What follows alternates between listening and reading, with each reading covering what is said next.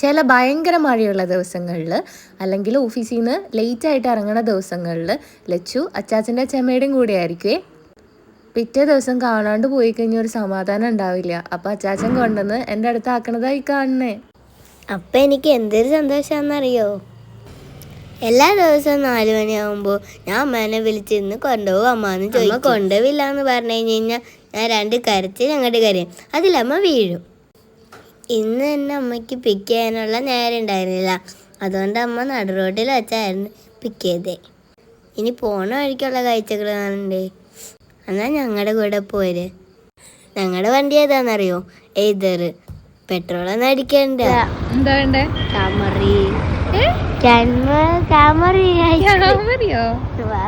ഇതല്ലേ Maria boy അല്ലേ വേണ്ടേ? മെർസിഡീസ് അല്ലേ വേണ്ടേ? മെർസിഡീസിന്റെ നല്ലത് നീ മേടിക്കാൻ വന്ന നമ്മൾ അതിക്ക് ബ്ലൂബെറിയും സ്ട്രോബെറിയും കൂടിയുള്ളത് കിട്ടാഞ്ഞിട്ടല്ലേ ഈ അംഗം. അതില്ലാണ്ട് ഇപ്പൊ എന്ത് ചെയ്യാൻ പറ്റണേ?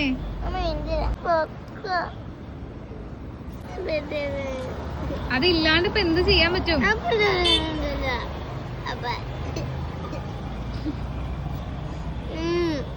കഴിക്ക്.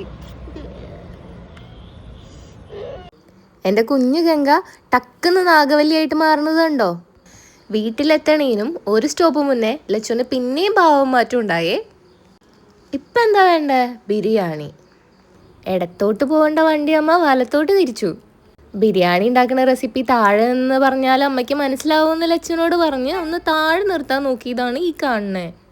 പിന്നെയും അണ്ണാങ്കുഞ്ഞു കണക്കെ എൻ്റെ മേത്തോട്ട്.